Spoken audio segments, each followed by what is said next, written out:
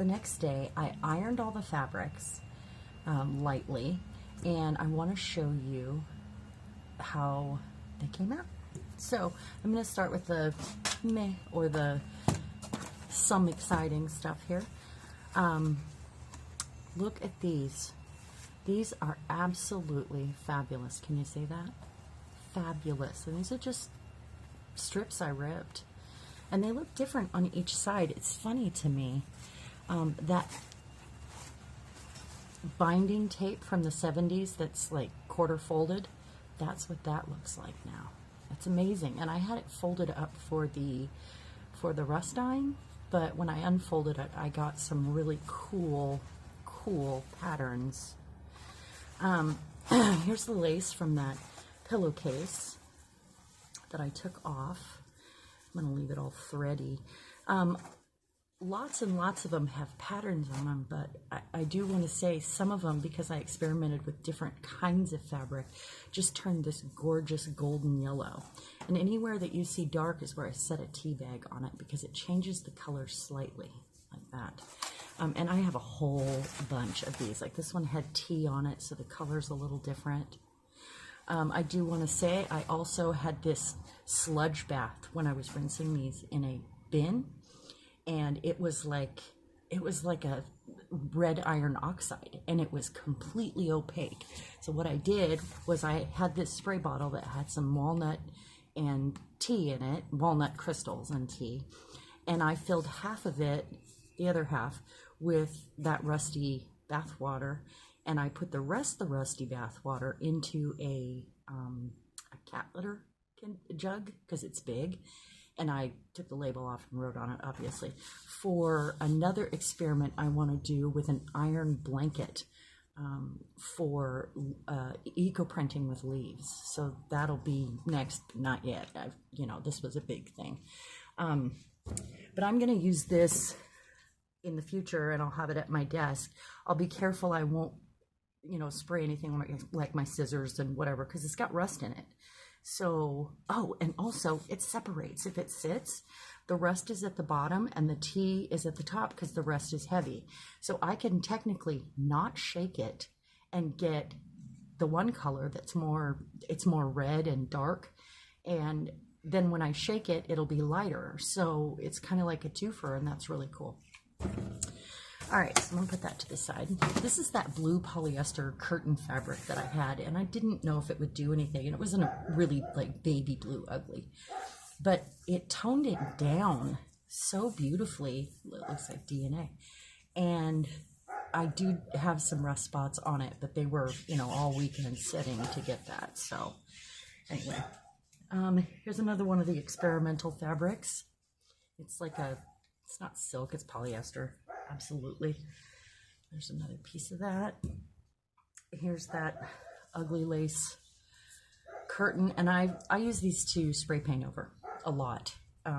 They have amazing designs on furniture, stuff like that. And it had some pink dye on it already. I don't know what it was from. It was, I keep a bag of fabrics to paint over downstairs in my tool room. And then here, let's put this off to the side. Here's a piece of cotton. Oh, look how beautiful it is. Now I'm building up to the grand finale here. So wait till you see that. Look at that gorgeous line. Almost looks like a landscape in there. Let's put that back up. This one's beautiful. I'm gonna move these.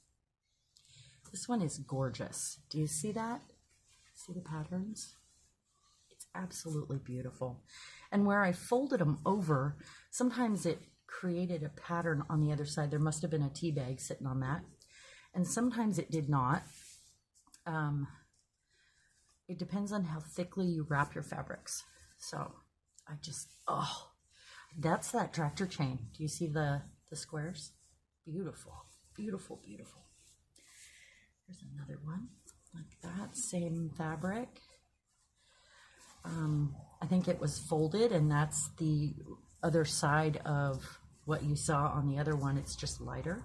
Look at that gorgeous golden color. Oh, I love it. I never thought I'd be a yellow person. Here's a piece that was like, it's not, I don't think it's 100% cotton because it didn't, I mean, it feels a little different too. It's probably got some polyester in it, but that was the result from that. I'm gonna have to re-iron all these, huh? Here's a napkin, and it's one of the ones that's kind of a damask, it's got a pattern in it. It's like a linen napkin, and you can see the chains. It's different on both sides. I'll say it's hard to choose a side because it'll look different where it was touching the rust. Here's a beautiful piece. Look at that. So gorgeous. I'm outside again. This is the best place to do this, but I hope the neighbor dogs don't know I'm out here because they will bark. And this is also a curtain piece. And I did get some gorgeous results where it was really touching that, because you have to, that's why you tie it up. You want it to make full contact. But this is polyester and it came out. So all an experiment. We're working down to our finale here. This was an apron top, or somebody had cut the pattern out and I got it in some scraps. Look at that. Oh, so gorgeous. Look at that, where it was touching the, that's the side that it was bound up in the railroad spike. So it's actually got some iron right there on the fabric. Look at that. And then on the other side, it looks different. And it left some little white spots where the iron is on the opposite side. So it's kind of an opposite thing. There's all kinds of little patterns on this one because I had used nails and rubber bands and all over the place, kind of like a tie-dye. We're getting there. Got a couple left here. This one is amazing. This is another one of those damask, like a tone-on-tone napkins, linen. Look at that. This was a spring, a rusty spring. Check that out. It's gorgeous. I was just giddy with these results. Ironing, opening, didn't matter what stage I was at. It was all so exciting. I'm just leaving this one down for a little contrast so you don't get the shine on that. This one. Ugh, I just cannot get enough of this. This is like, look at that. And there's bits of iron on here where it's almost shiny. There's the other side. But on this side, also, like, it's like almost like a burn on there. It's so beautiful. And where you'll find it's darker on one side than the other in places, you turn it over and, you know, see which side you like. There's two left and we're building. This is that tractor chain. Do you see the pattern in there? Look at that. It's absolutely got and this is the other half of one of those linen napkins. So if I had done this on cotton, it would be even more distinct. Oh, it's beautiful. It's beautiful. Color. The all over color is from putting them in the plastic bags to keep them wet. Okay, here we go. So this was a cross stitch, you know, where you bought it ahead of time and it had the pattern on it and then it would wash out after you do your project. And I thought it would be cool because it didn't wash out all the way and I've got these little leaves and like a sampler on there almost.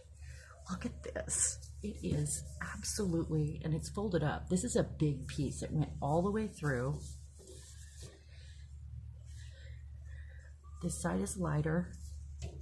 I love these lines. There's bits of iron in there and you can feel a texture on there. I hit myself with a hammer.